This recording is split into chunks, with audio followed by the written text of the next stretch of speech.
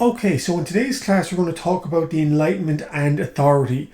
In other words, the way in which some established rulers in Europe, particularly absolute monarchs in Austria, in Prussia, and in Russia, took some of the thinking of the Enlightenment and in some ways kind of used it to kind of, on the one hand, uh, approach the ruling of their countries in a more enlightened way, and certainly were looking to kind of benefit the people they were governing over, but also, of course, consolidating their own power at the same time. So that's what we want to explore a little bit before finally looking at the onset of the American Revolution, in which some people took enlightened principles to use it and use these principles to overthrow the established government as opposed to trying to improve the position of the government from within. So, again, if we were meeting in class, we would begin actually by talking about crime and punishment. I would begin by asking you guys, why do we punish people when they commit a crime? And some of you guys would have various answers to that. And in particular, I'd want to ask, why do we use prison as a punishment? And the use of prison as a kind of deterrent or retributive kind of function of our society is very well established today. In fact, it's kind of obvious to people that we should imprison people for a period of time as justice for the crimes they commit. But it's actually a very modern notion that for most of human history, when people were to be punished, they weren't usually punished by prison, apart from some kind of minor, or not minor, but some kind of small number of political prisoners. Most prisoners, or most people who were punished either corporal punishment, that is, say that they were physically disciplined in some way, possibly losing an arm or a limb or something like that, or were punished by capital punishment, that is, they were executed. Crime, the idea of spending time in prison did not really exist until the modern period, and we want to understand why that is. So, until 1837, English criminals could be punished by having their head and hands placed in this. And so what is this? A lot of people actually typically say the stocks for this. The stocks actually were they were a little bit more specific. They were used by people who essentially had their legs inserted into the kind of the thing holding them. And so that was the stocks. This in fact was the pillory, which was a little bit different in that your head and hands were placed inside. You can see a picture here of someone on a pillory here. And again, the use of some form of physical retribution as punishment, as opposed to our modern concept of a term in prison being employed.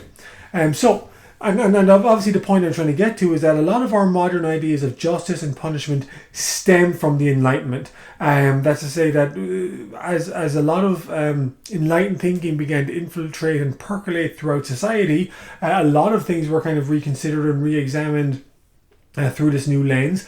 One of them was the idea of punishment. And actually we're going to begin by talking a little bit about what punishment was like even into the middle of the 18th century before understanding how it came to be reformed. So as I already mentioned, incarceration was rare.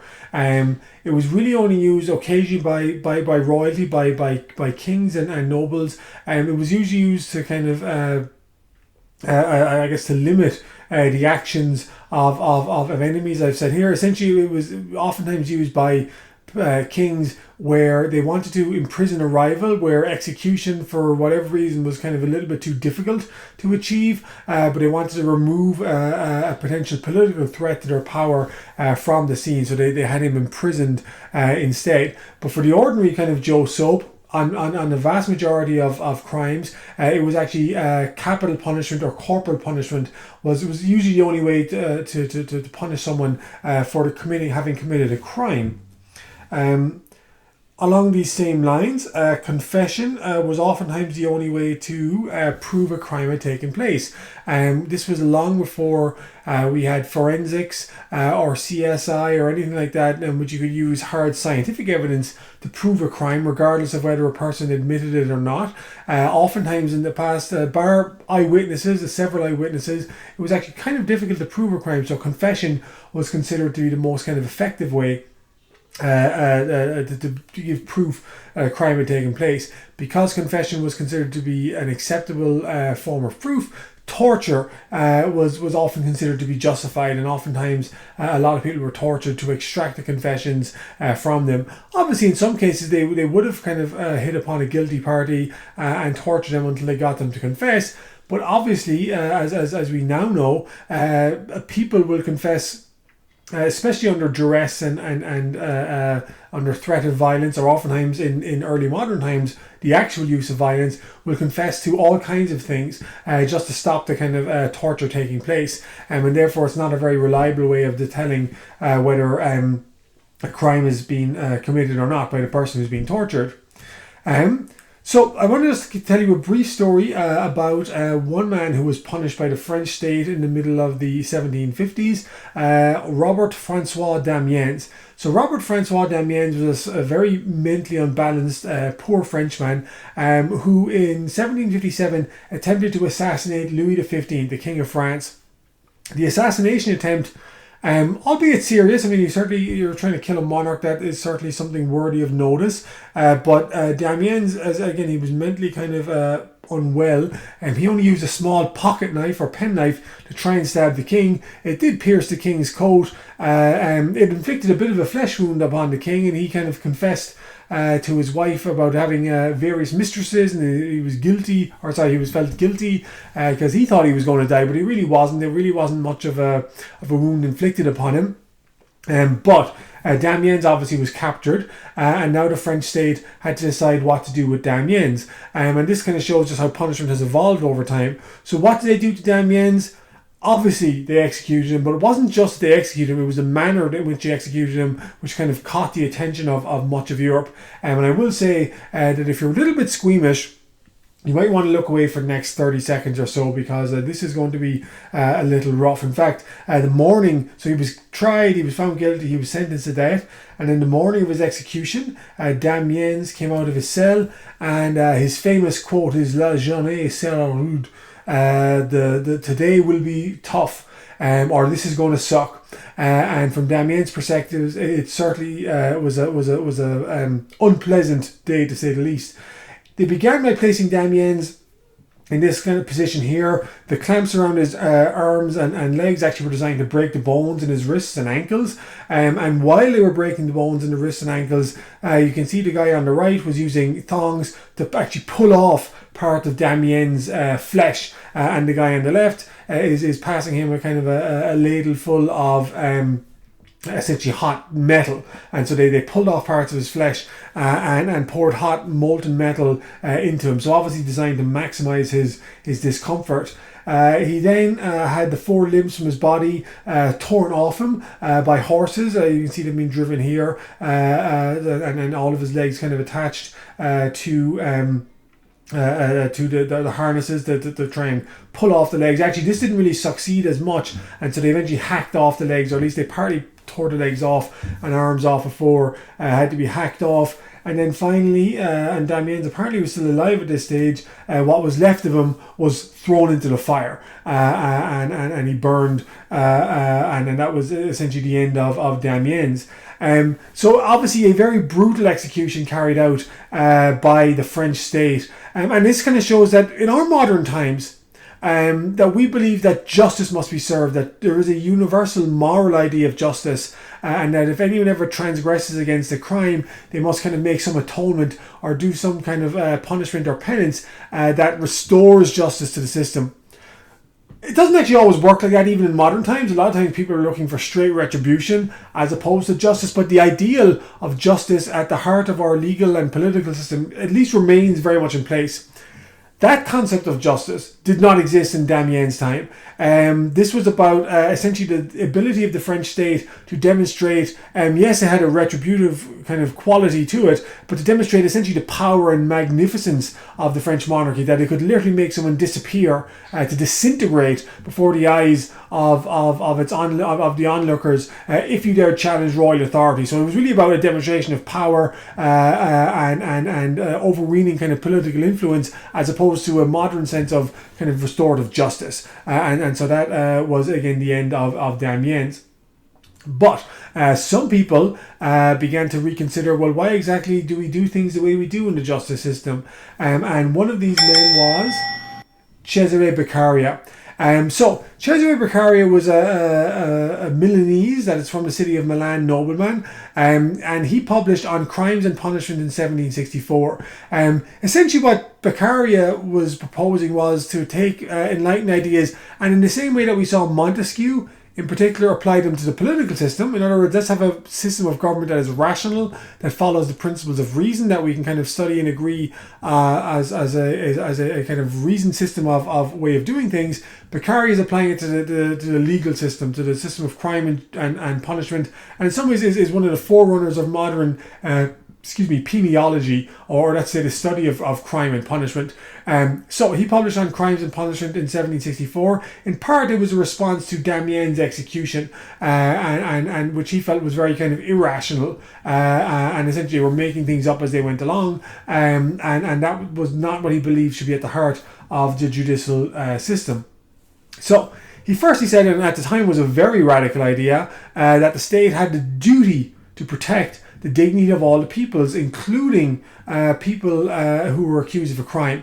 The modern concept, obviously, of, well, yeah, I'll come to that in a second, but that accused people had rights that had to be considered was a revolutionary idea at the time, and Beccaria was certainly a kind of defender of their ideas. I might ask you, what rights do or should people accused of a crime have? And a lot of you in particular would probably say, well, they have the right to the presumption of innocence, which is absolutely true, which is a foundational kind of idea at the heart of our legal system. Then I would show you this. I'll turn off the music. So it's from the TV show Cops, Bad Boys. I would have played it in class for a few minutes, or not a few minutes, but at least a few seconds. But because this video is being uploaded to YouTube and I don't want to run afoul of copyright law, I've turned off the music. If you're wondering who this is a guy called Martin Shkreli. He was arrested several years ago now. His nickname was Farmer Bro, but basically he had bought up the kind of rights to a series of medicines actually that people very badly needed, and jacked up the prices exorbitantly from sick people. So I guess a lot of people had an image, or very much a disdainful image, of Shkreli and others who were essentially profiting off people being sick and using their kind of position to extort maximum profit from people who otherwise, without the medicine that Shkreli and others had access to, would actually have died. The point so much isn't that whether to debate Shkreli's innocence or guilt, but it's the idea actually of the perp walk. That in the United States, a perp walk is very common. So let's say someone's arrested, it's very publicly put on display that they've been arrested. The prosecutor in a case will oftentimes give an outline of detailed reasons behind why the person has been arrested, and kind of explain how they're going to prosecute the case. And it's hard to balance that with the idea that Martin Shkreli, or whoever it might be, also was presumed to be innocent until proven guilty. Just in some other jurisdictions, for example, you certainly aren't allowed to show on public TV an accused person being arrested, being paraded before police and being walked into a police car, because a lot of people feel that creates an automatic assumption of guilt. So in some countries, especially regarding some crimes, you're not actually allowed even name the defendant until the outcome of the trial has been determined. So again, I'm not saying necessarily that the way we do things overseas or the way that other countries do it is inherently better, but just so you understand that one country's assumption of presumption to innocence is different from another country's. Beccaria obviously believed in this idea as well. He called for kind of standard procedures to be used at trial. So again, this picture here is actually Damien's on trial prior to his execution. He's been tied to the floor. He's been, kind of restrained. The idea that he can't kind of be controlled in any way, shape, or form. Essentially, they were making up how to do things. And Beccaria was very adamant that all people, rich and poor alike, had to have the same kind of set of processes or same set of procedures by which a trial would take place. And so this was a kind of marked contrast to what happened to Damien's, not just of course in Damien's trial, but certainly in Damien's execution. Speaking of the death penalty, he was very much against the death penalty. He believed that there was something inherently kind of wrong with a society that on the one hand punished murder, but on the other hand carried out murder itself. in the name of justice. And obviously a lot of European countries have banned the death penalty since or subsequently. The United States, this is not the case. And again, I'm not saying one is better than the other, but just be aware of that difference. But essentially the state did not have the right to take life. And so Beccaria was very much an advocate of that idea as well. Finally, he believed that the idea that punishment should be a deterrent as opposed to retribution. That's to say that if it is to deter people, I mean, he's not saying that the deterrent of other people committing a crime is not a bad thing. That's something he kind of welcomed, but it shouldn't be kind of vengefully punishment or vengefully retributive upon the people who were kind of guilty of the crime. And again, Damiens is a classic example of someone who the French state kind of took maximum revenge on, and not because of a sense of justice, but simply because it could, and there was nothing anyone else could do about it. He also argued that all punishments should be in proportion to the crime. And again, you might feel that Damiens, in inflicting a flesh wound upon the monarch, did it really deserve? Maybe you might argue that it deserved execution, possibly, but whether it deserved really the kind of cruel and extended death sentence that he actually suffered is a different question. So that is Cesare Beccaria and his ideas of crime and punishment. So I want to move on to talk about enlightened absolutism. That's to say, the manner in which absolute monarchs of Europe enforced enlightened principles, but they did so obviously for selfish reasons as opposed to simply the benefit of the public. So few people want to see the radical changes that have been advocated by Rousseau in particular and other writers. What radical ideas had Rousseau advocated? And obviously you all would know, I wouldn't even have to ask you, but hypothetically, just to refresh our memories, Rousseau had argued firstly for direct democracy, that essentially are arguing that small city states where people could vote directly on issues that affected them, that was the most effective way to have a system of government that would function. He didn't like representative democracy as much. He believed that in a representative democracy, that's say where we elect people to make our decisions, people sometimes would choose bad actors and people who were kind of interested in only enriching themselves and put them into places of high authority. And obviously we now know Rousseau was totally wrong, and that never ever happens. He also was a believer in kind of abolishing private property, or certainly abolishing upper class privilege. And it was influential upon the ideas of Karl Marx and others who came later. But that's to say, Rousseau was a kind of an outlier, that few people actually want to have the radical kind of changes that he argued. So what did people actually want instead? They were much more like Voltaire, that they believed that the Enlightenment would best progress if the rulers of the various countries could be educated in enlightened principles and encouraged to govern in enlightened principles. And so Voltaire, actually, I don't want to give away the story just yet, but Voltaire and others encouraged the various monarchs of Europe to govern according to the principles that they felt most in tune with the enlightened thought. So, in other words, enlightened absolutism refers then to this principle being put into action, refers to absolute monarchs. And I say absolute monarchs are monarchs who, there certainly are some restrictions in what they can do, but compared to the King of England, who has a very obvious kind of opposition to his rule in the form of Parliament, that there are few checks or balances on the rule of Louis XIV or 15th, or the Habsburg Emperor in Austria, or the king in Spain, and so it's taking people who were in established positions of power and getting them to govern and rule according to enlightened, rational ideas. So monarchs like Frederick the Great and Catherine the Great. So Frederick the Great was from the German state of Prussia. Catherine the Great was the Empress of Russia, and they were very much active in having correspondence with philosophers. Voltaire, for example, actually went to live with Frederick the Great in his palace for a couple of years in the 1750s. Catherine the Great engaged in dialogue with Voltaire, with Montesquieu. She was actually a great admirer of Denis Diderot in particular, and actually in the end brought him to Moscow and kind of helped save him from poverty when the Encyclopedia, the costs of running that were proving to be too burdensome for him. Of course, why would some rulers, European rulers, be interested in governing in a more enlightened way? I think on the one hand, they very genuinely would have felt that these policies were for the benefit of the people. That's absolutely true. But they also recognised very much so that a lot of the policies being put forward by enlightened philosophers also benefited themselves. In particular, so if you're talking about rational economic policy, rational social policy, more effective ways in governing the economy, more effective ways in governing society, you also kind of tend to be talking about centralised power. That centralised power, that's to say that there's a single decision maker at the centre, tends to be the most rational, the most straightforward, the most simplistic way of governing a state. And so you could be very much an advocate for that. But you can see how, of course, well, who's at the centre of this kind of power structure? And oftentimes, it is the enlightened monarchs. So they very much understood that even though they would make their states richer, make their states more prosperous, this would also a way of consolidating power to their own ends. And that's what made enlightened absolutism attractive to a lot of these rulers.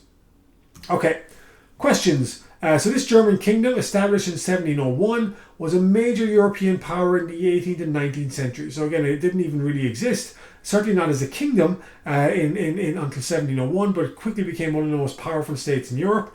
And the answer to that is, what is Prussia? So Prussia emerges in East Germany in the beginning of the 18th century and quickly grows to be one of the most powerful states in Europe. It was established by a guy called Frederick I in 1701. In 1713, his son Frederick William became to power. And Frederick William is very interesting to us because he had a very eccentric love of not just of the military, but of a particular military regiment in general.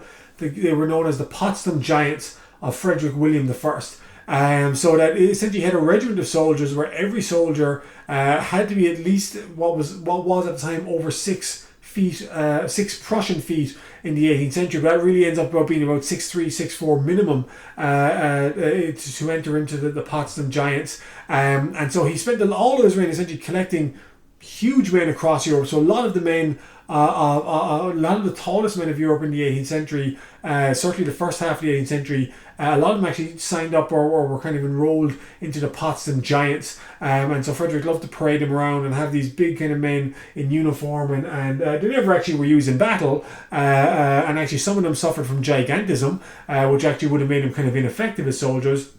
But this was something that Frederick William promoted. And he said, the most beautiful girl or woman in the world would be a matter of indifference to me, but tall soldiers, they are my weakness. And actually a lot of other rulers in Europe very much understood that this was a weakness of Frederick William, and they liked to send him tall men from their country to serve in this regiment in return for kind of to make get on Frederick William's good side. In fact, he also tried to find tall women and encourage them to marry these tall men. So it wasn't even just about creating this regiment of soldiers, but he hoped to perpetuate it over time by these couples producing more tall children further down the line. Okay, Frederick William for us is not hugely important, however, except that he's the father of Frederick the Great. So Frederick the Great, and actually Frederick William and Frederick the Great did not have a great relationship. Frederick the Great in modern times is largely recognised as having been gay, and Frederick William, whatever he thought about Frederick the Great's gayness, he was not a fan of Frederick William's lover, a guy called Van Katz. And the two were discovered in the 1730s. They'd been planning to run away, and not only did Frederick William arrest Frederick the Great, but he also made him watch the execution of Van Katz, and it's very much as a kind of deterrent to this relationship. And he, for a long time, he actually considered disowning Frederick the Great. However, in 1740, Frederick William dies.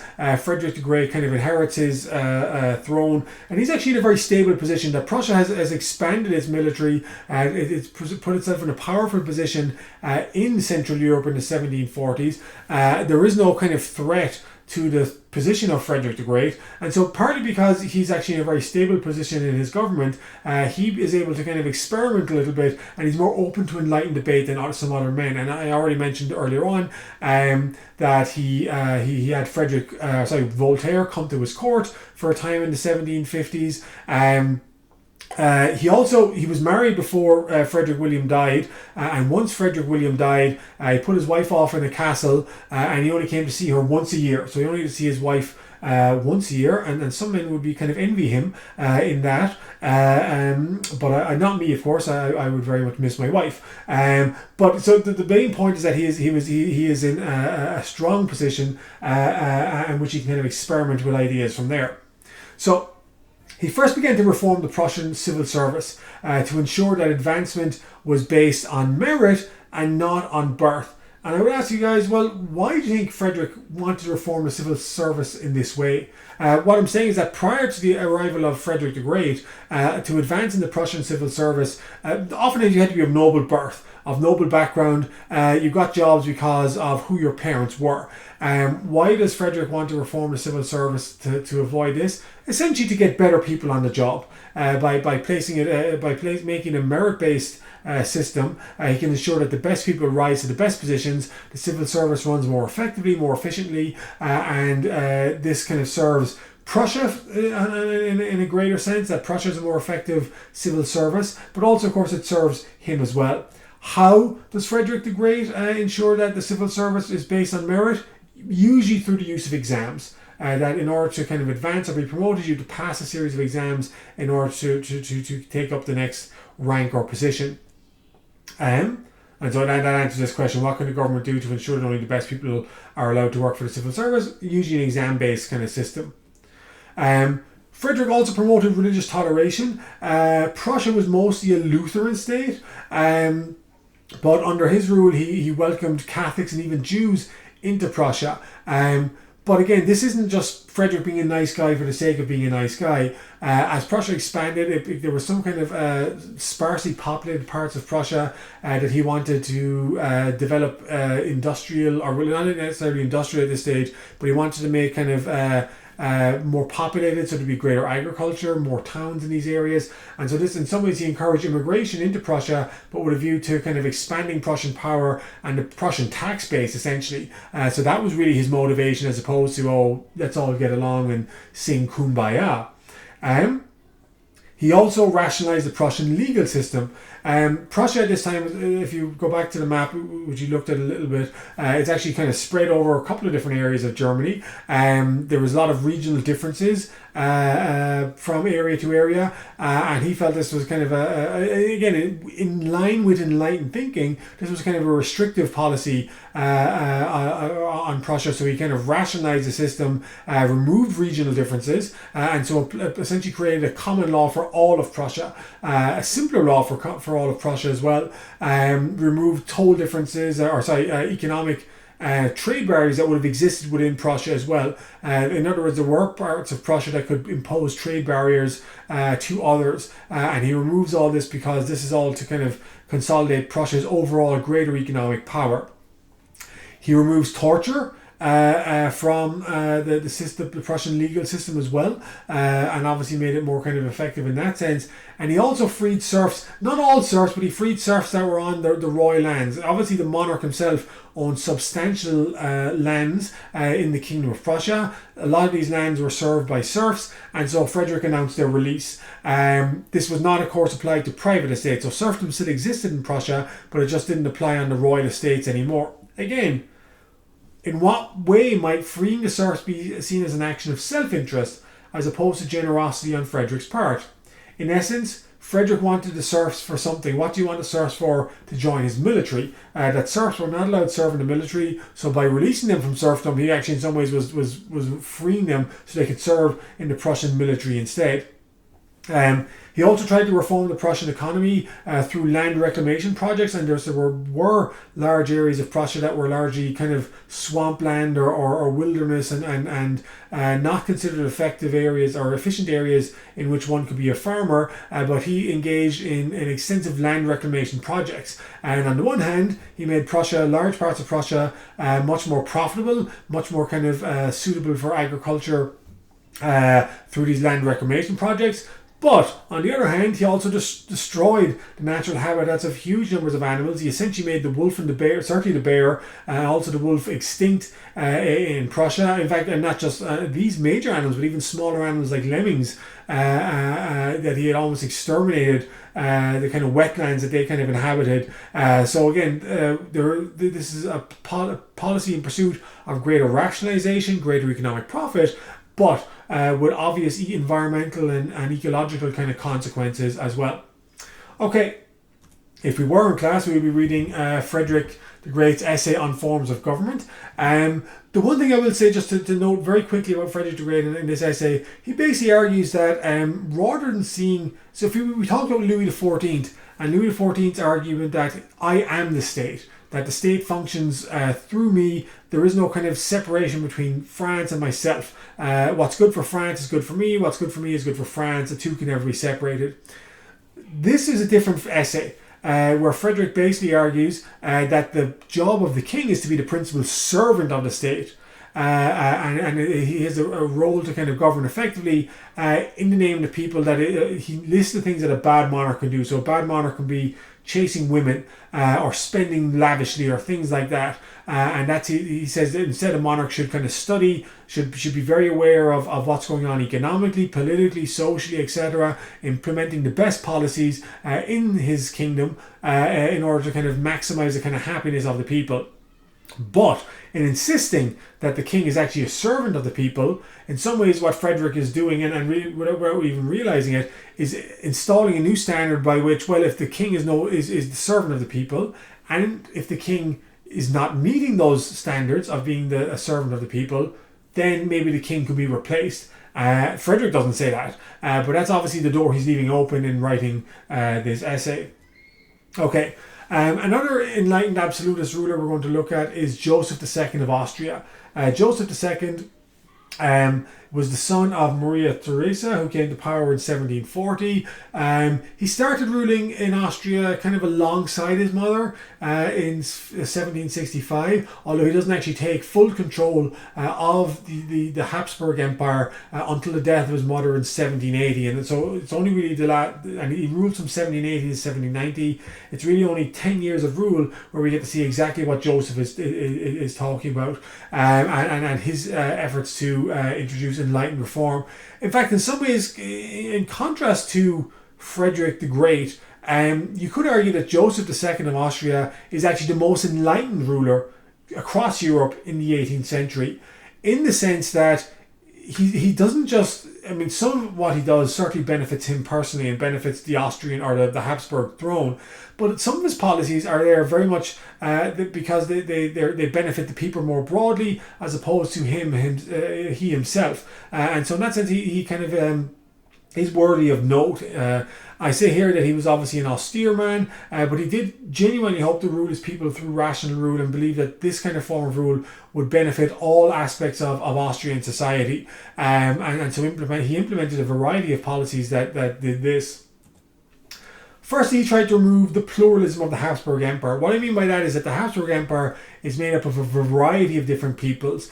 Germans obviously form the kind of the ruling heartbeat of the empire. Hungarians, Czechs, Slovaks, Poles, etc. So when I say pluralistic, I mean culturally pluralistic, linguistically pluralistic.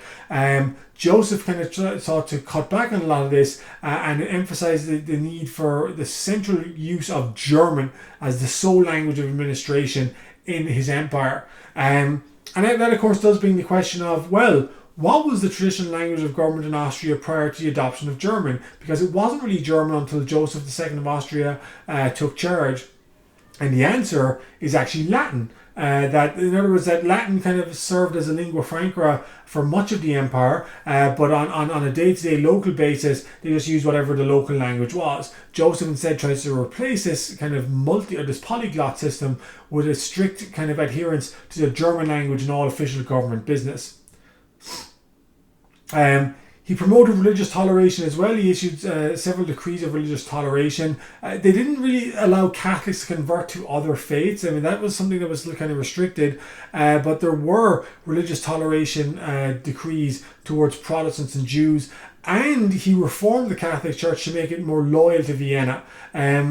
What do I mean by that? So what might Joseph do in order to make the Catholic clergy more loyal to his government? Well, he did several things. The first thing was he stopped the Catholic Church collecting the tithe.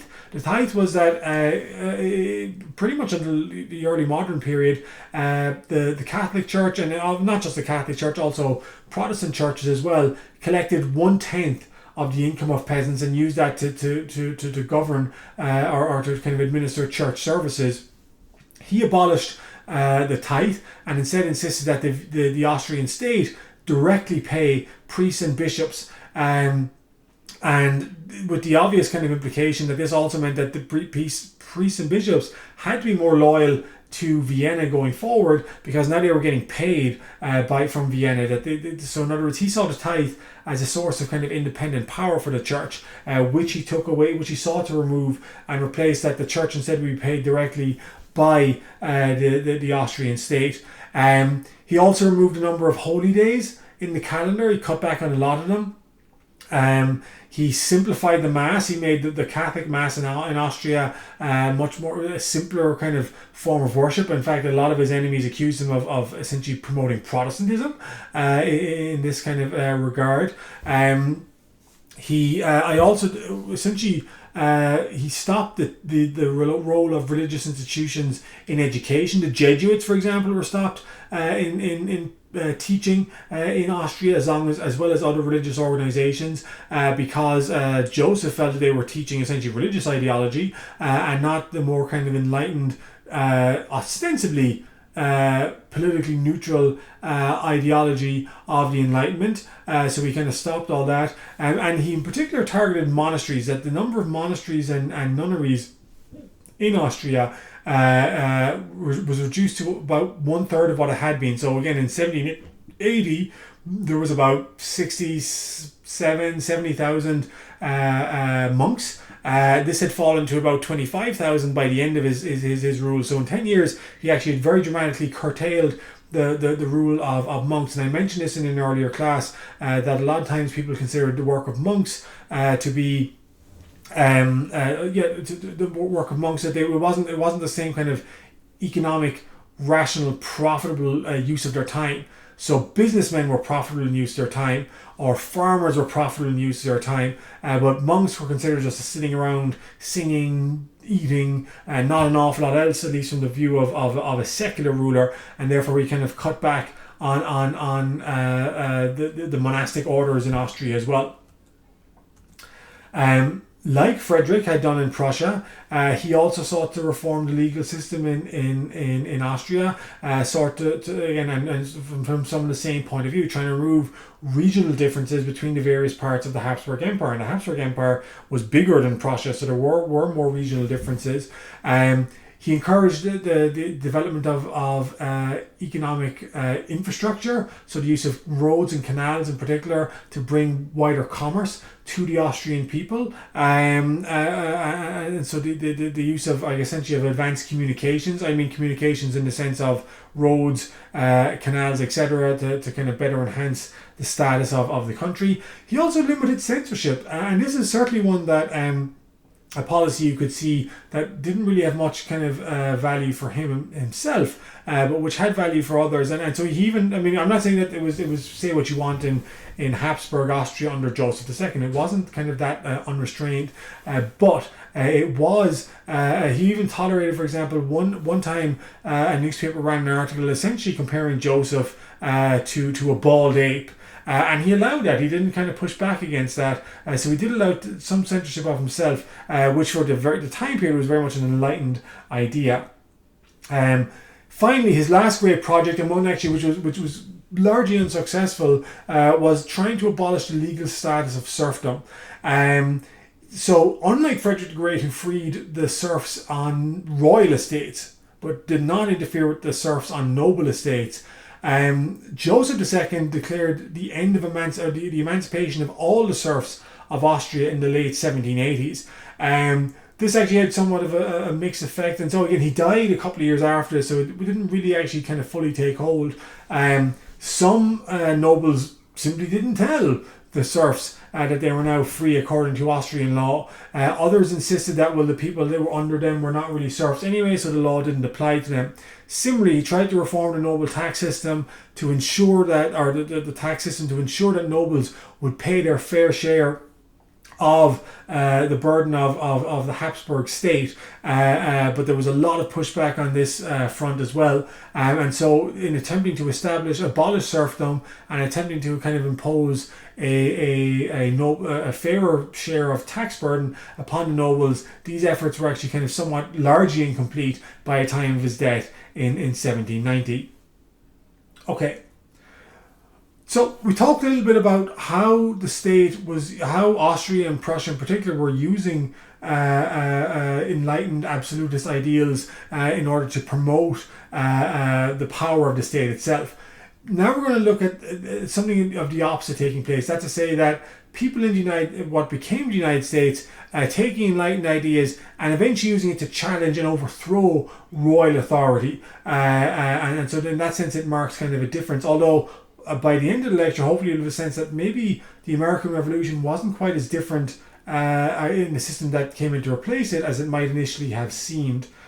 So the American colonies largely developed without government supervision, and this marks a kind of contrast with the Spanish rule in South America, where the Spanish were very centrally involved, the Spanish state, that is to say, in appointing governors and viceroys throughout the Spanish Empire, where there was a kind of close eye kept upon the policies of Spanish America throughout this period. We do not get the same in British North America, and I think this comes from the very beginning of the settlement of colonies in North America, and that they were largely kind of free of government control.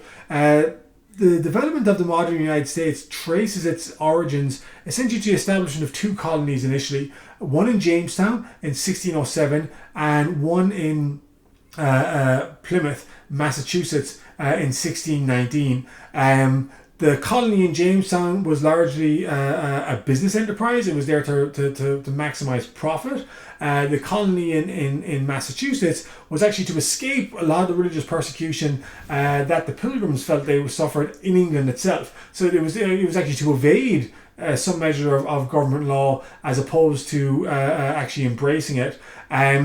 Nominally, of course, these colonies did have loyalty to the English and then later the British Crown, but they largely were free of government control in organising and running their own affairs on a day-to-day basis. The British Crown had something of an influence, but it was a light touch, certainly a light touch compared to the Spanish efforts to govern Spanish South America. This began to change, however, in the 1750s, and it began to change because of what was called the was called the 7 Years' War in Europe, which really was a world war and was fought largely in Europe, but it also took place in North America, it also took place in India and parts of Asia. So actually the span of the conflict was quite broad. But in North America, the war was usually called the French and Indian War. And that's to say that the rivalries that emerged between Britain and France back in Europe were played out between French North America and British North America on this side of the Atlantic. And actually, the very man who actually started the French and Indian War was a young officer in the British Army called George Washington. He ambushed a kind of patrol of Frenchmen without having real authority to do so, and that played a major role in the kind of in the outbreak of the 7 Years' War. Anyway, the point is that this war for the first time brought large numbers of British troops to America, and it created tensions kind of on both sides. And the question I had was, why do you think the presence of British soldiers in North America during the French and Indian War cause tension with the colonists they were defending. A couple of reasons. One, so if I asked you today what rights you have under a Second Amendment, I'm sure you'd all know that your Second Amendment right is the right to bear arms without government interference, albeit that could be kind of interpreted in a couple of different ways. But if I ask you what is your Third Amendment right, I'm sure a lot of you would be stumped. Your Third Amendment right is not to have soldiers quartered in your house. What does quartering mean? Essentially, during the non-fighting season, winter essentially, a soldier would be stuck in the house, or they would be sent to these kind of houses throughout, and the population would be expected to feed and clothe and take care of the soldier during the winter months. So for the first time, the American colonists were kind of made to feel the kind of expectation and the cost of paying for a British army in North America. But on a more fundamental level, it also was the first time that a lot of these American colonists had engagement with a large number of British people. And they realized that a lot of American colonists identified as British, that they felt they were British in North America, just as the British back in Britain itself were also British, and they were all the same people. But they found that actually a lot of the British soldiers did not really regard them as British, that they saw them as they saw the British as somewhat above the people they were sent there to protect. And so the sense that they actually, these colonists would have had a couple of generations of identifying with the British soldiers, or identifying with their kind of British identity, but then it was kind of thrust in their face that, well, a lot of the British people themselves don't feel that identity kind of applies to the American colonists, and it kind of started a beginning of a crisis of identity in some ways for the Americans. After the war was over and after the British won the war, the Treaty of Paris was signed in 1763. The bill for war then came in. And in order to pay for the war, Parliament passed what was first called the Stamp Act. Essentially, any piece of paper that was being published on in British North America had to pay a fee or a tax that would be reimbursed to the British Exchequer to recoup the cost of the war. This kind of produced a backlash on the part of the American people. So the Stamp Act was dropped, I think, in 1765, but it was replaced by the Declaratory Act. Essentially, Parliament argued that it had the right to impose taxes upon the American colonists. The American colonists, for their part, began to argue that they weren't disputing the idea that the tax could be imposed upon the American colonists, but only if the American colonists had some form of representation in the British Parliament, which they did not have. And so the famous phrase that came out of this kind of conflict was "no taxation without representation." And so they felt that without being represented in the British Parliament, the British Parliament did not actually have the right to set taxes for the American colonists. The Declaratory Act, however, was a statement by the British saying, okay, we'll take back the Stamp Act for now, but we are sticking with the principle that we, the British Parliament, have the right to impose a tax upon the American people. The Townshend Acts was a series of acts introduced in the later 1760s, mostly about kind of trying to recoup funds again to pay for British government officers operating in America and actually paying them directly from the British Exchequer to keep them loyal to the British Crown. But again, this was essentially using local kind of trying to raise taxes locally with the Americans, but paying for an office of the British government. In Britain, and there certainly were those in Britain who kind of sympathised with the colonists. In Britain itself, there was a big debate, as there had been, as we saw in an earlier class, debate between King and Parliament. The Whigs generally favoured strong Parliament and weak King. And so a lot of the Whigs felt that just as the American colonists felt that a king was acting tyrannical in trying to impose taxes upon them without representation, they felt that same king, George III, was trying to kind of govern really without the use of Parliament. And so they kind of saw a lot of parallels between their own conflict with their own government in Britain itself and the conflict of the American colonists with the British state in North America. And things began to get worse. So Crispus Attucks was one of 5 killed in this event of colonial era America. And the answer is, of course, what is the Boston Massacre? This anger, which is kind of boiling up in the American colonists, led to protests, obviously, at British troops, and finally some of these troops kind of breaking ranks and opening fire on the American colonists and killing 5 of them in Boston in 1770. And these men were then put on trial, and they were actually defended by John Adams, who would go on to become the second president of the United States. But the bigger point is that tension is clearly rising between the colonists and the British kind of soldiers who were operating in North America. Okay, and obviously this kind of sets the seeds for revolution. So the Tea Act of 1773 brought British tea to the American market, as I say here. Here's what the basic point of the Tea Act was that British companies produced a huge surplus of tea in India. And they were now going to export this tea to its North American markets. And the result was actually that the cost of tea in North America would actually fall substantially because tea was now being directly imported by the British into North America. But a lot of American colonists, a lot of smugglers and traders of tea did not like this. They staged the Boston Tea Party in 1773, threw a lot of the tea into the harbour, dressed as Native Americans. I guess my question for you guys is, why was the Tea Act so controversial? After all, it was going to lower the cost of tea. Why didn't people like that? In essence, it was going to lower the cost of tea, but it was also going to have a tax included on it. And they basically the British government felt that this was a good way to have the Americans, by paying the cost of low-cost tea, but by also paying the tax on it. So again, the cost of tea would still remain low, but because they would consent to the cost of this tea by paying the tax, they were then consenting to the overall principle that Parliament had the right to establish a tax on America without American consent. And that essentially, I mean, certainly some of the people involved in the Boston Tea Party were looking out for their own economic interests. They were tea traders and whatnot who were going to be undermined by this. But there was an important political message as well.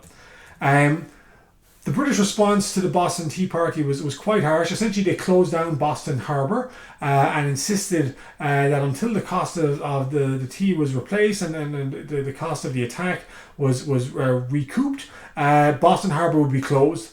And this kind of inspired the 13 colonies of British North America to send representatives to the Continental Congress in 1774 to kind of see what should they do about this this kind of growing British kind of insistence upon the right to impose taxes on the American people. In 1776, an Englishman called Thomas Paine published Common Sense. Thomas Paine's ideas are significant because he would actually, so even in early 1776, the idea of full independence from Britain was not really considered a mainstream idea amongst most American colonists. They were certainly interested in some form of representation in Parliament, but Paine put forward a different argument. Essentially argued that the power came from the people. Power is a part of a social contract. Again, that idea of a social contract is not new. We've seen that in other classes as well, going back to the ideas of John Locke. But in essence, Paine's ideas essentially radicalized large sections of the American population, who now began to see, well, rather than some kind of compromise or solution with the British, perhaps we'd be better off seeking full independence from the British. Perhaps that is the best and most straightforward course of action that we could follow. And so by July 1776, the Declaration of Independence, which echoed a lot of these sentiments, obviously echoed a lot of Enlightenment sentiments as well, was published. So over the next 6-7 months, a lot of the colonists, not all certainly, but a lot of them became convinced that independence was the best course of action. And actually, Thomas Paine's book was a bestseller. It's one of the best-selling books of all time still, but certainly was a massive bestseller at the time, spread the ideas of independence around the colonies, and this was reflected by the Declaration of Independence, claiming that people had certain inalienable rights, and that the British government, because it was failing to recognise these rights, that they had as Englishmen, and we'll come back to that, but they had rights as Englishmen in particular. They were not being met by the British government, therefore the Americans had the right to rebel. And the Revolutionary War followed from 1776 until its final kind of conclusion in the Treaty of Paris in 1783, created a new state that embodied many Enlightenment ideas. I usually show a video of a kind of a very brief summary of the American Revolution from Robot Chicken, but again, because of copyright issues, I'm not going to show that video. However, I will show some extracts from Non-Campus Mentis, how people have kind of mangled some of this history over the years. So, the American colonists lived on a continent, and England was an island. Thus, the Americans wanted independence. I think the American kind of political case was a little bit more complicated than just one of simple geography. Americans, of course, wanted no part in the French and Indian War because they did not want to fight in India. Maybe. This led to the Stamp Act, where no stamp could be issued unless they bore the American mascot.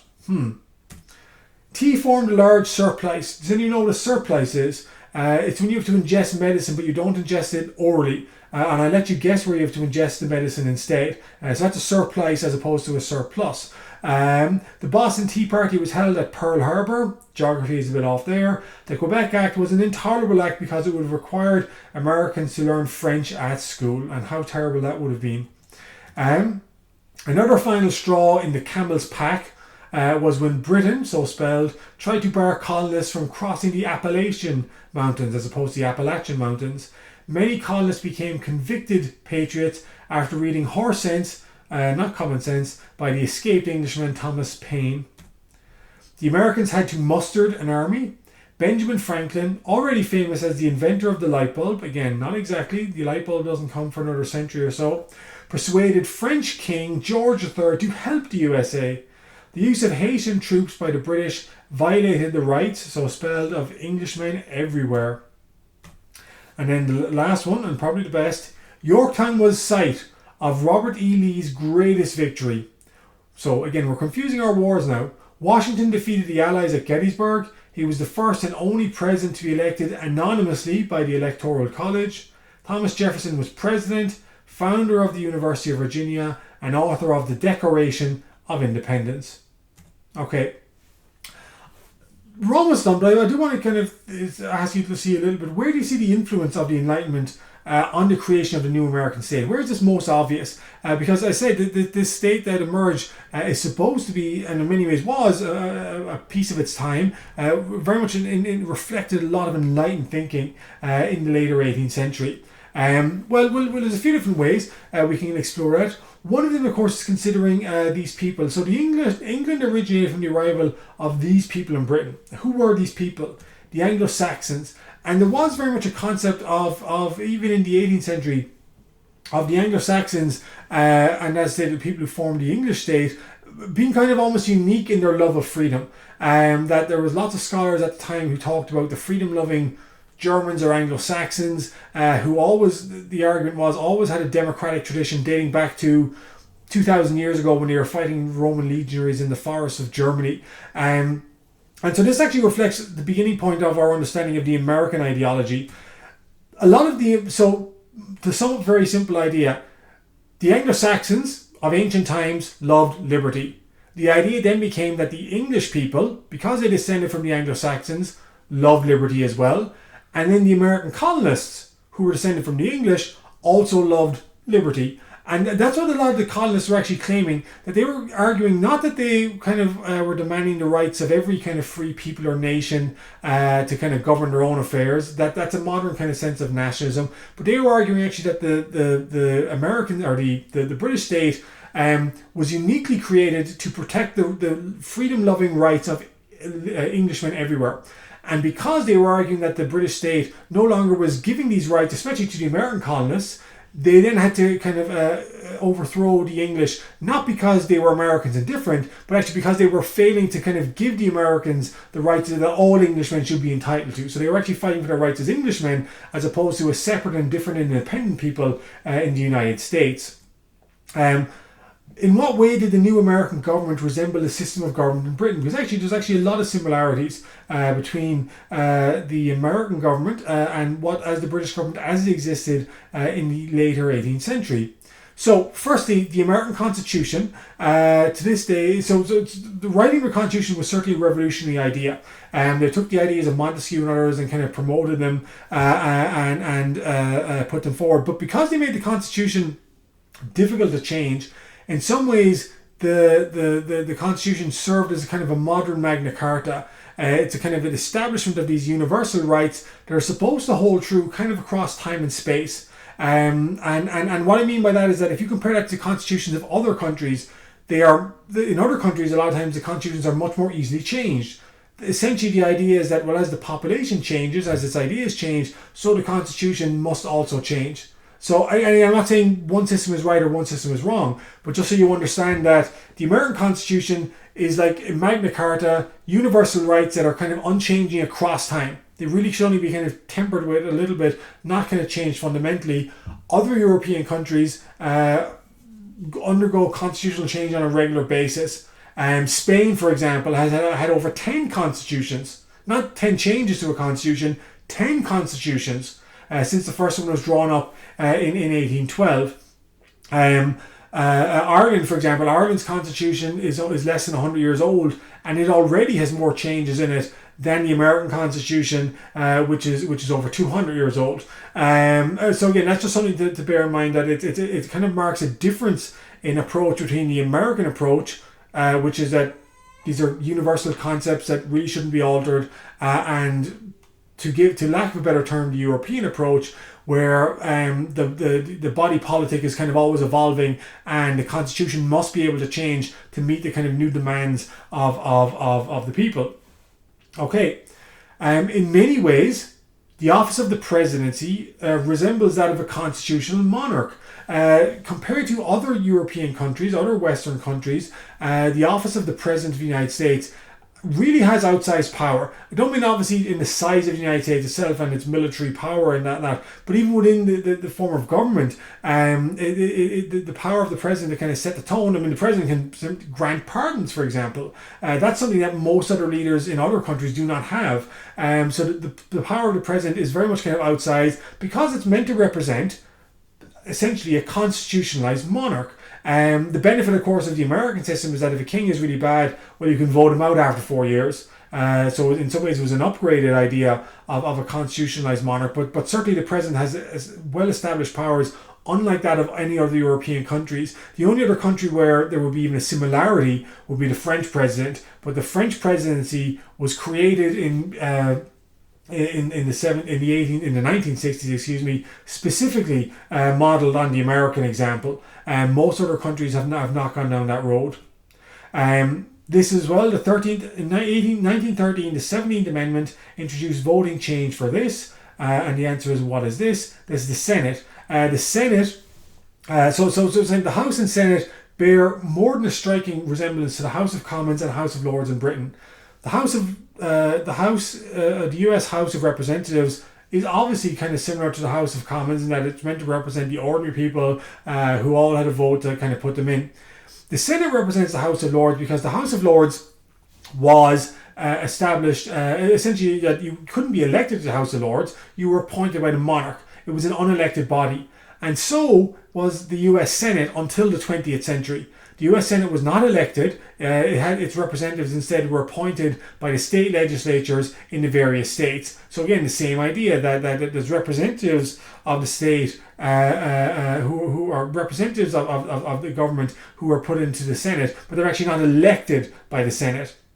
And that kind of reflects the idea as well. So even though more people could vote in the new American state than they could in Britain. I mean, certainly the franchise was much broader in the United States than Britain. In fact, in Britain, we're still talking about less than 5% of the population can vote. In America, not all, but most men, and I just say men, most white men have a vote after 1789 and the ratification of the Constitution. But there are certainly obviously undemocratic elements as well. The Electoral College, for example, is not a democratic element. Again, I'm not saying that to knock necessarily the Electoral College, but it doesn't really represent the will of the people as understood in most of the world. The Senate was also not an obvious democratic institution in that it was simply appointed by House legislatures. So that's what I say, that there was certainly a revolution. It certainly changed the state that emerged, influenced by Enlightenment principles, but there is more than a passing resemblance to the idealized vision of what the British state should have been in 1783 in this new American state that emerged in the late 18th century. Okay, that's all the time we have for today. Thank you guys very much. And again, our next class will be on how some of these ideas actually impacted in Europe, specifically in France, and we're going to see the beginnings of the French Revolution in our next lecture.